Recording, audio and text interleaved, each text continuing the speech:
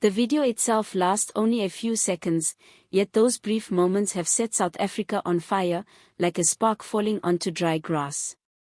Shared across TikTok, whispered about in taverns, replayed in taxis, dissected in offices, and forwarded endlessly on WhatsApp, it has become impossible to ignore. Everyone has seen it, and everyone has felt its weight. It starts innocently enough, a hand extended, an act of courtesy, of peace, of brotherhood. Then comes the refusal.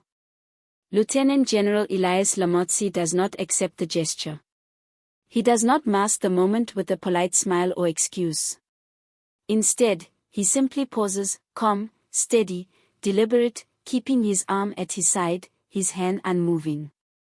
But if you look closer, there's more hidden in those fleeting seconds. On the desk before him sits a crystal-clear glass of water, untouched, while beside him rests his own plain bottle, carried from his home. He never once reaches for the offered glass.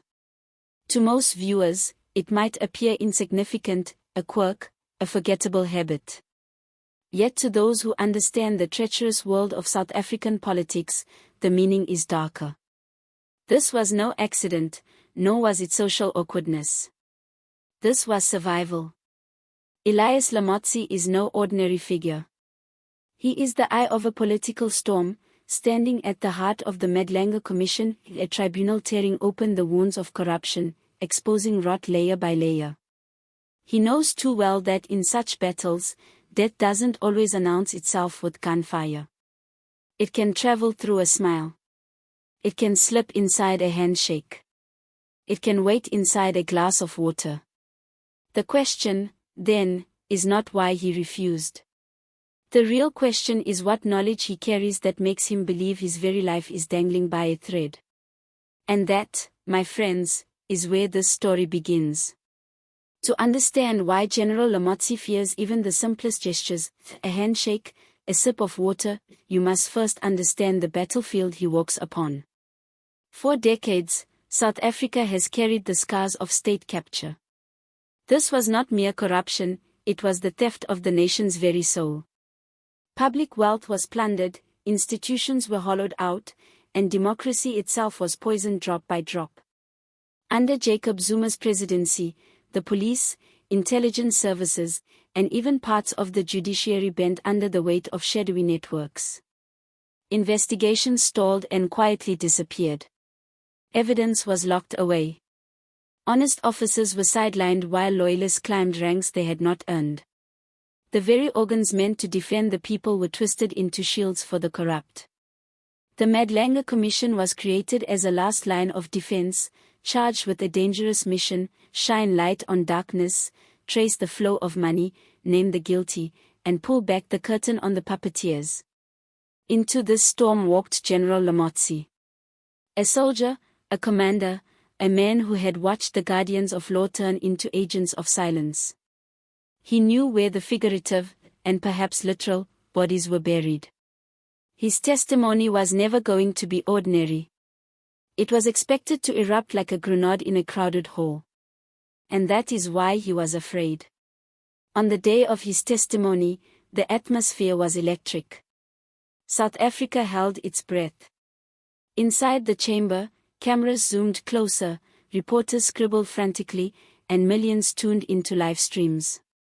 Every glance, every shift of his posture was scrutinized. Then it happened.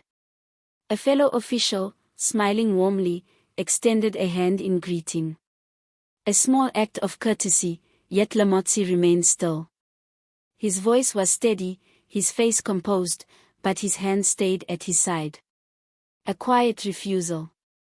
Murmurs rippled through the chamber. Why would a disciplined general refuse something so harmless? And then came the second detail, subtler, more chilling. The glass of water, poured for his comfort, remained untouched. Instead, he unscrewed his own unmarked bottle and drank. To the casual observer, this may have seemed eccentric, even arrogant. But to those familiar with South Africa's bloody political history, the meaning was unmistakable. This was not rudeness or coincidence. It was survival. A handshake can deliver more than warmth, it can transmit a transdermal toxin invisible to the eye. A glass of water can quench thirst, or silence a man forever.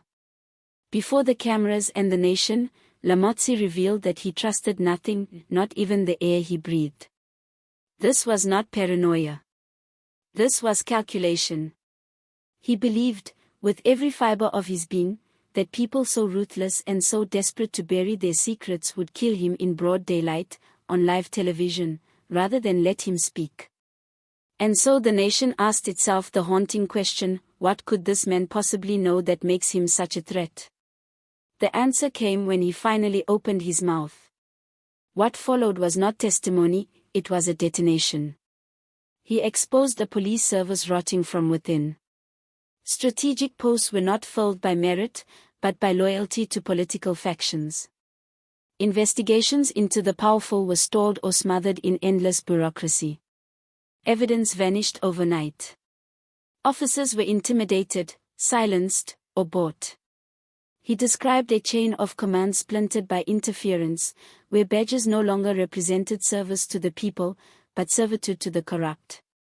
His words did not merely accuse individuals, they revealed a machine of power, money, and secrecy holding democracy hostage. Then came the names. The maps of corruption. The connections laid bare. Dots the public had long suspected but never seen linked so clearly. He pointed directly at the power brokers of the ANC, men whose survival depended on silence. For them, Mkhwanazi's testimony was a death sentence. With one microphone, one man had the power to open countless prison doors. And that is why he fears. That is why he avoids handshakes.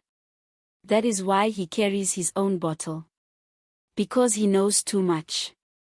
And in South Africa's brutal political game, knowing too much is as dangerous as carrying a loaded gun. Pause for a moment. If a general, a man trained for war, armored by rank, protected by authority, feels unsafe in the very heart of a judicial inquiry, what hope does the ordinary South African have? If those entrusted with guarding the law tremble under its shadow, what does that say about the state itself? It says that corruption here is not just about stolen rands, missing tenders, or luxury homes bought with public money. It is about lives. It is about a system so ruthless it extinguishes anyone who dares to expose it. And that is why Mkhwanazi's refusal to shake a hand and his decision to drink only from his own bottle struck like a thunderclap. It was not merely an image, it was a mirror.